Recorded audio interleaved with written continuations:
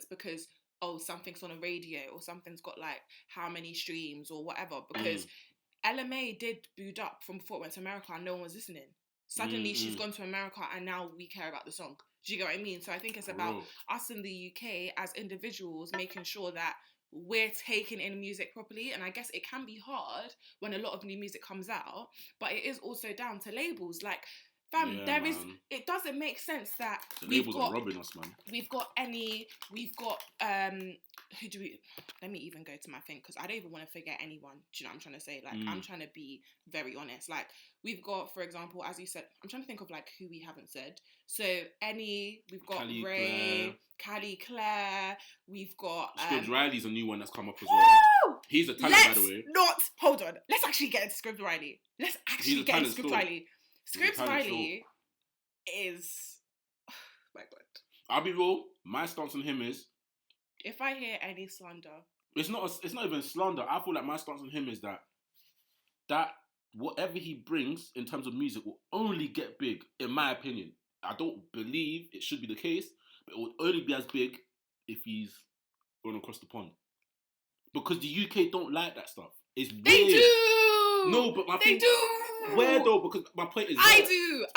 Yeah, there are loads of people. As do I. No, but fam, I can't lie. Do you know what it is? Everyone in the UK, in my opinion, like, this is my stance. You guys are just Muppets. Like, literally, everyone is just a Muppet. Because Scribs Riley produces for all of our favourite R&B artists. They don't even know that. You don't even know he's got 2 fucking Grammys, do you? Fam, this guy is Grammy. Do you know, it was when I heard Eastside, for the first time. And then at the end, he was like, bro, I heard you just got nominated for a Grammy, so... What? Do you know who this guy is? This guy is not, he's not your age, he's not your age mate, bro. He's above everyone's levels. Like, I'm telling you, you see these people that we follow, like, all these little, not little, but all these people that are in music right now that are, like, flagshipping. Take note as to what this guy's doing. This guy's doing big things. He's doing big things. And you know what annoys me so much is he dropped his album, EP, I don't know. He dropped that. Amazing. Start to finish. Perfect. I knew it was going to be great. You know when you just know? I knew it was going to be great. And you know what's But did it chart? No chance. But my thing is, you see quality over quantity, that's that. Because my thing is... No, because do you know what it is? You can... Artists like him, like, I can tell that he loves music. Do you get what I mean? You get it, like, but 100. It's like, there are going to be some artists that are putting out quality pieces of work. Time and time again. And are not going to get their recognition. And they're going to be like, you know what? Bye. They're just literally. going to be like, bye. Like, because no one is listening to it and no one's taking it in. And for a curveball, yeah. An example of that is Tiana Taylor. Because she stopped music because she realised that things were not working out for her. But this is again like management. This is again like promotion. This is again like the whole music scene. And this is why I keep bringing it back to like being like a black woman, which I know some people be like, I don't really care what you have to say. Because it's so, do you not find it so funny that the genre that caters mainly towards black women isn't doing well? But it's not because of talent. It's not because their arrangements are poor. It's literally because they're not getting promotion. Literally, they're not getting pushed. Yeah. Tiana Taylor. Do you know who Tiana Taylor is? She's not a joke in this music to me. She's not a joke. She's been in this game since she was 16. 16, bro. 16. I remember her Sweet 16. She got signed to Nerd. I remember her Pharrell's record label. I was very happy for her. She got that big fuck off whip as well. Fam. Hey, nah, then good music. Like, she's a very talented artist. Like, she can produce, she can create, she can dance, she can act, she can sing, she can rap. No, she's a talent, fam. And the saddest thing is that had she got the injection that Taylor Swift got, the injection that Katy Perry got, the same injection that all these little white dolls got, fam, she'll be above the rest in terms of music. You, as 100%. As a black woman, and even as like someone in the R&B scene, you have to go. You just have to grind so much more just to even get noticed. Like, and that's why it annoys me when I look at like the UK rap scene, for example, and like the girls that are in the rap scene, and it's like, a lot of rappers, so for example, like the Miss Banks, we've got the Lady Leishas, you know, we've got Ivorian Doll now kind of like coming out, and it's like, they have to do so much just to get like 1% of what's going on. Like, even Brie Runway that recently like came out with her hit single, she's so hard, but most of her support is not from the UK. It's from America. And it's like, artists shouldn't have to do that, and it's like... Little Sims is another example as well. You guys... failed Little Sims, okay? 100%. I'm going to say this. 100%. Everyone watching this, 100%. failed Little Sims. Not me. You lot violated. Because I've been listening to her. You can check the tweets at Zibs Little Sims. You see it there from 2012. I've been a fan. I've been a fan. Little Sims had to fly. Estelle had to fly. LMA had to fly. had to fly. Everyone had to dash out. Everyone had to take their passports. Soon you'll see Link Hustle dip. Literally. Even because do you know who Cash Page is? Yeah, she's hard. Cash Page kind of reminds me of Link Hustle. In the sense of like their sound, just the cool kids just doing their own thing, like still. Vibe, just waves. You know? Page, did you hear her tape? Fam. Solid work, I like. Fam. But my thing is, like I said, R&B has this like everyone has this little conversation of whether R&B is like dead. I don't think it's dead. I just feel like first and foremost, you're not willing to look in that direction. I don't think it's dead at all. I think there's always room for that place, like for R&B to be in music. From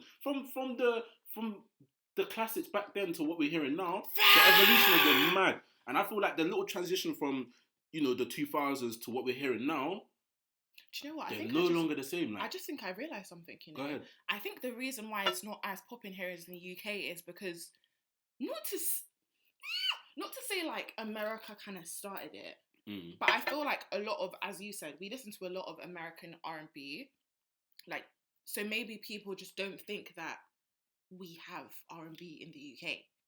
This is what I think people think. That could be it, though. I'll be honest. Because when you look at it from so like for example, even if we bring it back now, like some of our favorite R&B like classics, hit tunes, I can't think of any UK artists. Can you? Nah.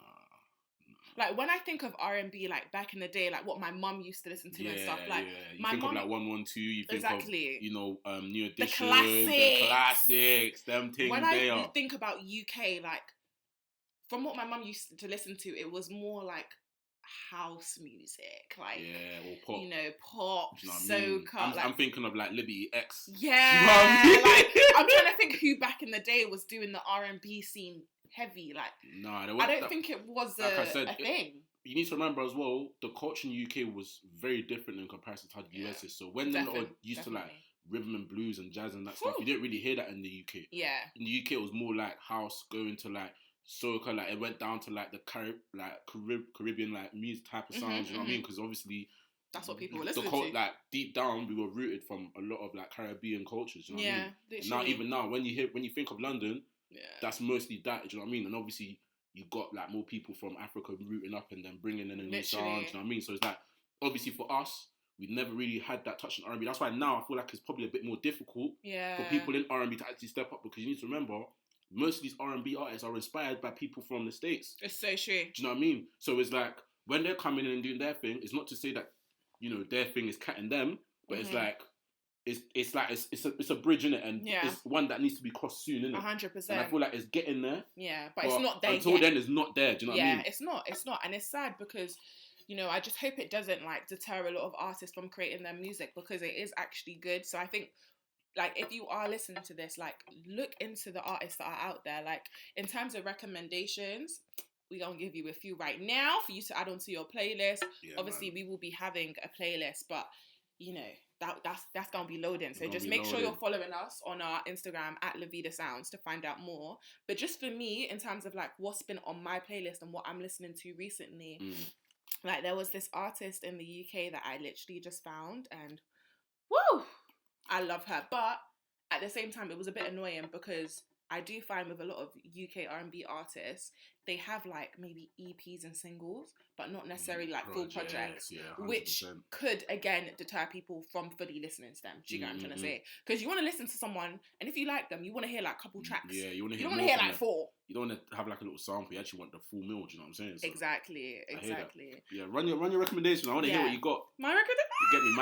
Man's ears are blind to UK R&B. So let's hear what you got. Oof, I've got so much. You know when you don't even know where to start.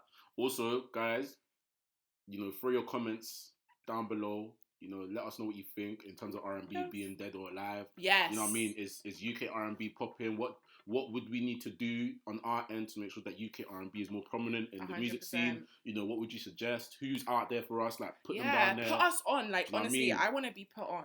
Obviously, first but foremost, I will always say that my favourite artist is Mahalia. Have you listened to her? Oh, the one from Midlands, like she's on. Yeah. She was even featured on a few R&B, like hip hop rappers, innit? Yeah, So she's done a lot of different. Yeah. She's worked with a few other She's guys worked as with well. Burner, Do you know what I Pink mean? Sweats. That's a new track that I was listening to. What other? There's one song that was on Colours. I can't remember what it's called. It was the most popular one.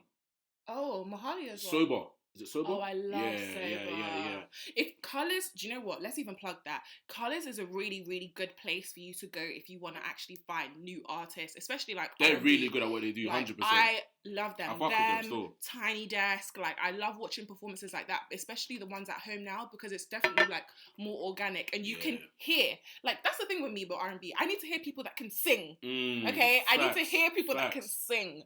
Facts. So I'm not trying to hear no. But you know what's mad? You know what I've realised as well? You see R&B artists in terms of like live performances, they actually have it quite hard because they need to hit the notes every single day that they tour, every single night they're out. Like they don't really have room to rest their voice, you know what I mean? Whereas rappers, it's like they can go at whatever cadence, whatever like vocal, whatever projection they want to go at, you know what I mean? But for like artists, like in R&B, they really have to like stretch themselves. And this is why I think I appreciate them so much as artists because I know that the work that they're doing, this isn't easy. It's not easy. It's not easy. Like being a musician, being an artist, period, isn't easy. And I'm not gonna sit here and act like I could do it myself because I can't. Like I know I can't. Do you know what I mean? But at the same time, there are people that are doing it really well. So for example, I'm gonna say a couple of names. I'm gonna say a couple of names.